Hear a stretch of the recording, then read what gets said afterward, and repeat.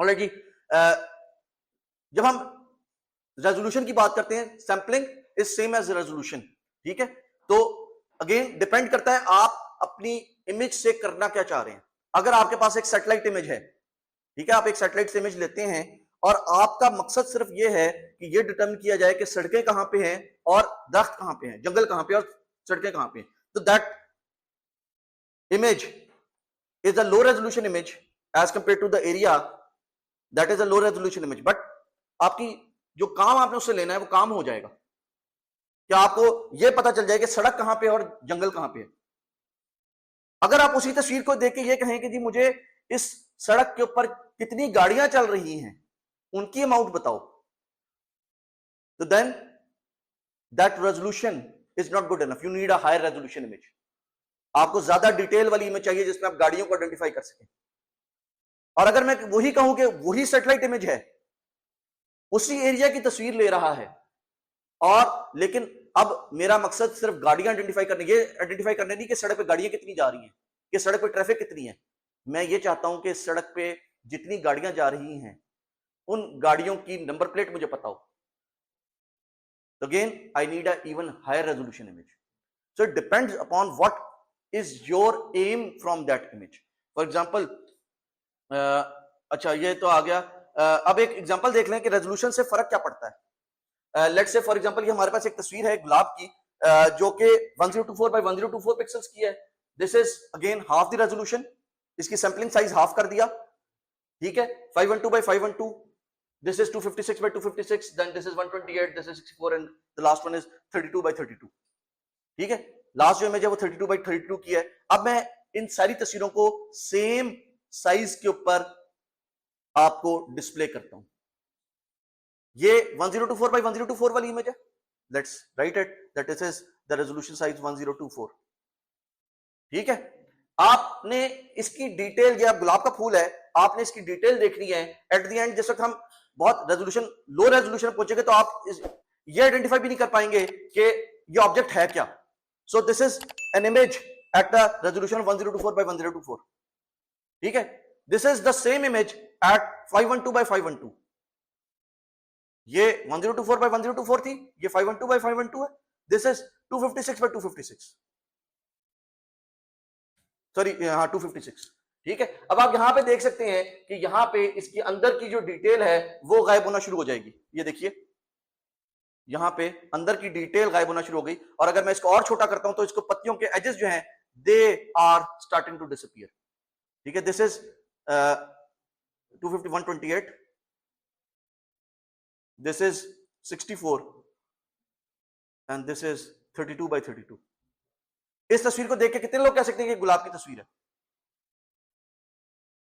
क्यों? क्योंकि हर वर्टिकल रो के अंदर मैंने सिर्फ 32 इंडिविजुअल वैल्यूज को नोट किया है। तो मैंने अपने पिक्सल के साइज को इतना बड़ा कर दिया है, इतनी ज्यादा इंफॉर्मेशन मैं एक पिक्सल के अंदर नोट करने की कोशिश कर रहा हूं कि the details, the fine details, the curvatures, they are lost. And similarly I have only 32 vertical lines and 32 columns in each row, ठीक है। दूसरी चीज जो है दैट इज द क्वांटाइजेशन। पहली थी सैंपलिंग, ये हमने सैंपलिंग की एग्जांपल्स देखी हैं। अब क्वांटाइजेशन की एग्जांपल्स देखें। अब मेरे पास क्वांटाइजेशन जो मैं कहता हूं कि जी क्वांटाइजेशन जो है वो डिपेंड करता है कि हर पिक्सल की मैंने कितने नंबर ऑफ कलर्स में हर पिक्सल के अगेंस्ट स्टोर कर सकता हूं। What is the maximum number of different values that I can store against each pixel. अगर मेरे पास हर पिक्सल के को स्टोर करने के लिए सिर्फ एक बिट है तो मैं सिर्फ ये स्टोर कर सकता हूं कि वहां पे लाइट पड़ रही थी या नहीं पड़ रही थी, 0 या 1। अगर मैं 2 वैल्यू स्टोर कर सकता हूं, 2 बिट है मेरे पास, then I can have 4 possible values, 0 1 2 and 3। अगर मेरे पास 3 बिट्स पर पिक्सल डेटा अवेलेबल है, then I would have 8 possible values, 0 1 2 3 4 5 6 and 7, जिसका अभी हमने एग्जांपल देखी।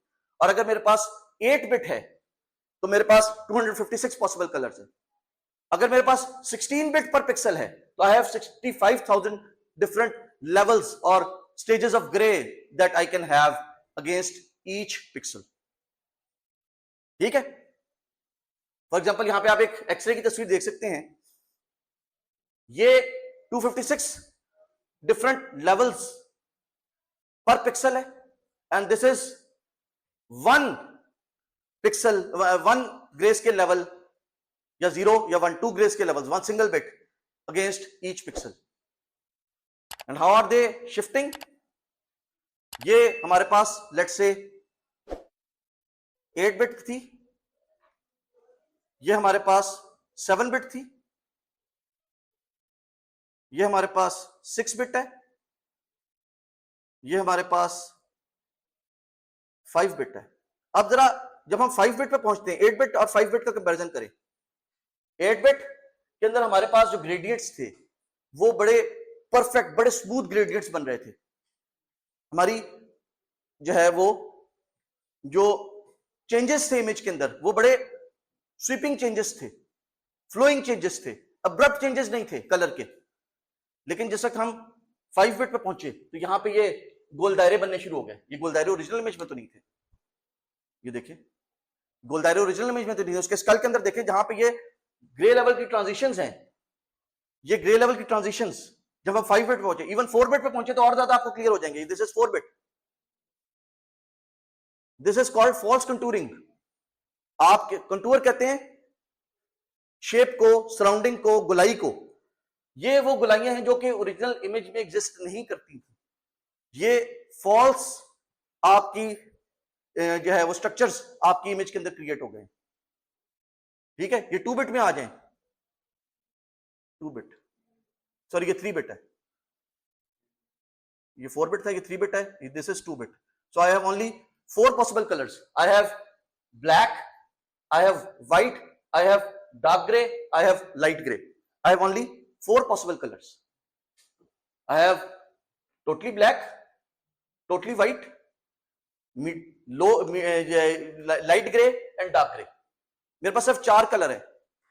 यहां पे अब आपकी जो इमेज के अंदर ये जो सारी डिटेल थी दांतों की, ये सारी, और अगेन जब हम सिंगल बिट पे आए तो दिस इज 1 बिट. सारा कुछ या व्हाइट है या ब्लैक है, there is nothing in between.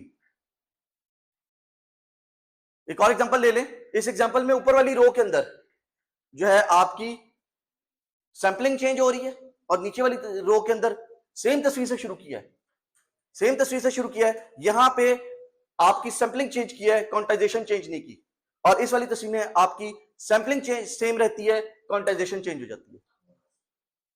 ठीक है, you can see the difference that you would have as you change the number of samples in your image and the number of colors that you can store in your image per sample, per pixel.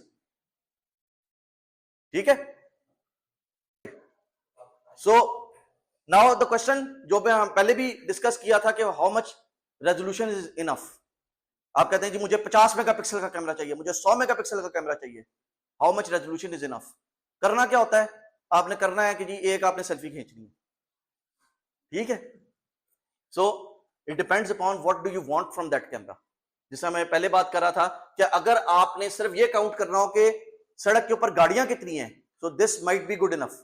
लेकिन अगर आपको गाड़ियों का number भी चाहिए, अगर आपने सिर्फ ट्रैफिक मॉनिटरिंग करनी है कि जी सड़क पे से गाड़ियां कितनी गुजर रही हैं, तो you might get away with a low resolution image. Because with a low resolution image, you can store a lot more data because the image size would be smaller.